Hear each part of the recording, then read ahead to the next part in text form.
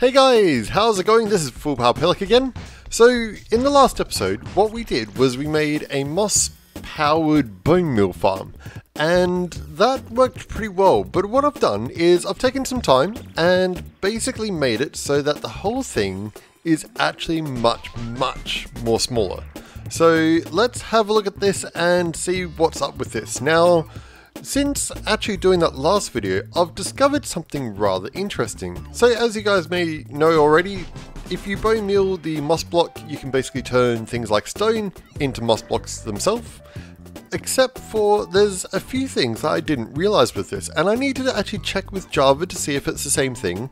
But basically, if you have a block on top, you can't change that block. If you have a block one block above that, you again won't be able to change it. And if you have a block above that, it still won't change.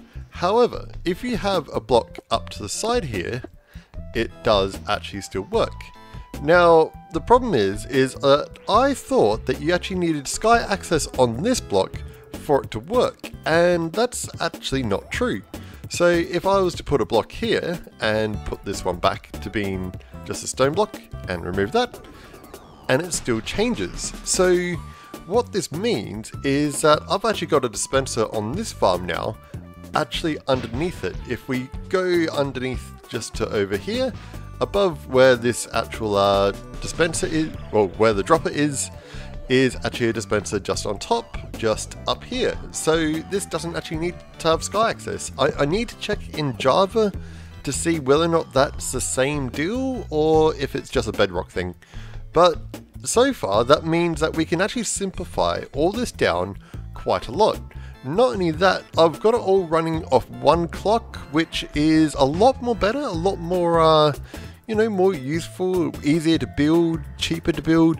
The downside of it, however, is that at the moment, the timing's getting them correct between the two different machines here is a little bit problematic. You will see in a second, I'll go through it and show you what it's like, but let's fire this thing up. So we'll get rid of that, which was stopping the whole thing, and let's get rid of some of these. And now we have, as you can see, in a very noisy machine, is the actual machine running. So what's basically happening is that you'll get the dispenser dispensing, and at the same time as the dispenser actually dispenses, you'll notice that the piston goes down. That's because on each side we've got two stone generators, and what's happening is that piston's going down so that the stone generators can't actually cover up the moss block that needs to have a little bit of a gap. What it also means though is that every time that we actually have these stone generators actually moving, we need to fire that piston so that there's nothing on top of the moss block that's one block down in the middle, which you can see just over here.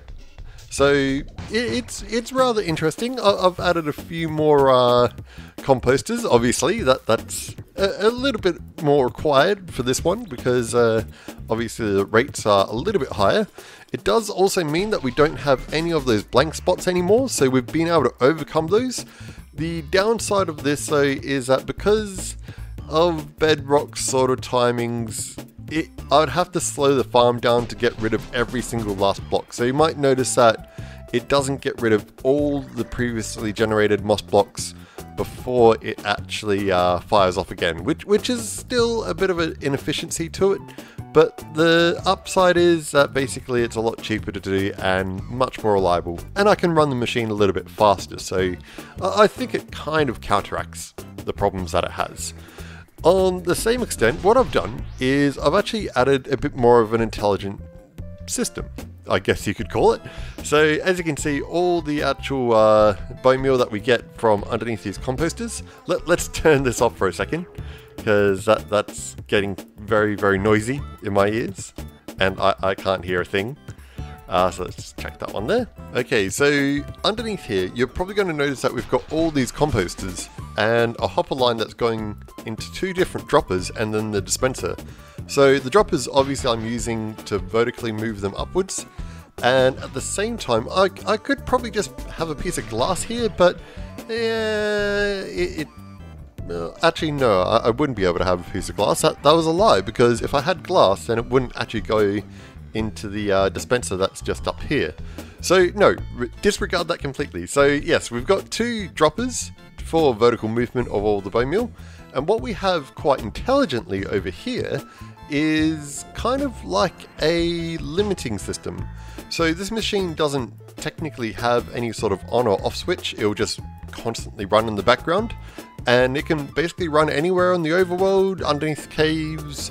Can't obviously run in the nether, but it can run in the end, so you can have bone meal in the end.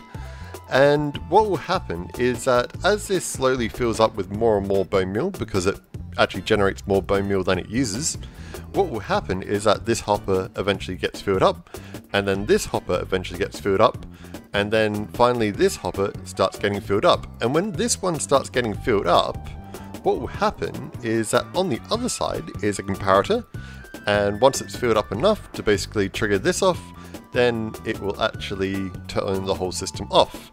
But at the same point, before it gets to that point, what will happen is that this redstone torch actually gets turned off. So how things will actually work for this complicated system that is actually quite simple to build is that it'll fill up as much as it can in here, fill up as much as it can in here, and then what will happen is that it will start filling up this one, and then it will start filling up this one, and then it will deactivate this torch so that it starts filling up this hopper and the chest that's just underneath it. And then once those 2 are both filled up, then it'll basically get all the way to the very end and turn itself off. So it's kind of like a self-regulating system. So at any point, you can just basically walk in here, grab every single last piece of bone meal out of this chest, it will start back up automatically, and you'll basically still be able to go off and have the machine running without having any sort of major issues. So as I mentioned before, this does actually have the ability to have blocks placed above it without the same issues that we used to have where we were losing massive amounts of moss that we could generate.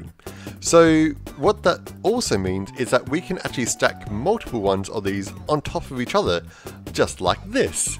So the speed of this farm is basically about 1 bone meal per second, so that's not too bad. That's not too bad considering that you can have these anywhere. That's pretty good.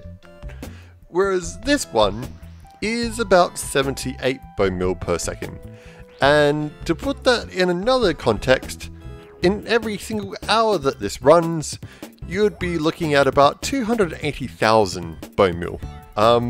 You'll probably notice that I haven't added yet any sort of way to join all the items into one storage system yet. That's mainly because I've been struggling a little bit to actually run this machine as it is on my 16 core computer, which yeah, it's just goes to show how powerful this thing is. So if we turn this on, basically what it is a whole bunch of these farms all connected with obviously our slime block lines, and yes, it's lots of fun, lots of bone meal. It's insane. I mean, this isn't even as tall as I can make it. I can actually go all the way negative 64 into the ground, and I'm still fine. So let's turn this thing on and go from here. As you can see, it slowly goes up the lines, and yes, it's just beautiful, and the frames are dropping, and it's just monstrous. The game does seem to be struggling a little bit with this many farms going, although it is the betas, things can be a little bit off. I won't say whether or not this is impossible to run on most game systems and things like that until 1.18 is released. It's something to bear in mind that, you know, until 1.18 is released, trying to judge things exactly as the betas are isn't a great sort of way. So we'll see what it's like once 1.18 is released. But on the other extent, how massive is this? 280,000 bone meal per hour. That's biblical numbers as far as things are going. I don't think there's ever actually been a farm in Minecraft Bedrock that's been able to actually do higher numbers than that. This is just monstrous. But I do like the fact that you can stack these all the way up as high as you want. It's noisy if you get very close to it. You gotta really avoid getting too close to it. and it would be nice to have some sort of centralized actual storage system, but I'd have to modify it a little bit more, and I'm just afraid that my computer can't run it at the moment.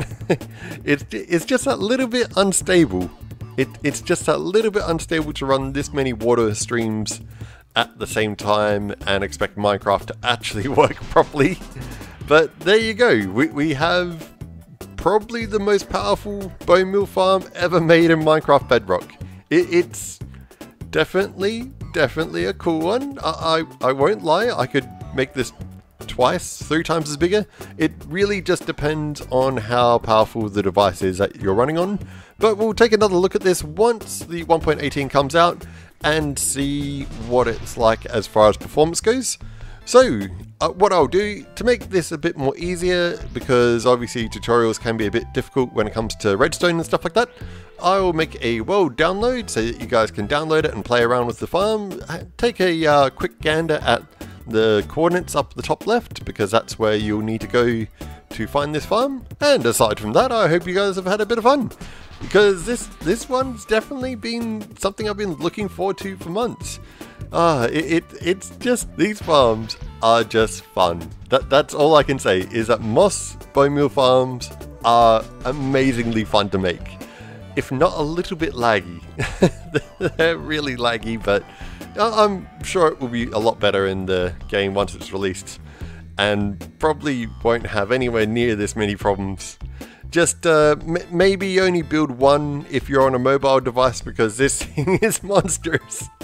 Okay, I hope you guys had fun, and I'll catch you as always in the next one. See you guys.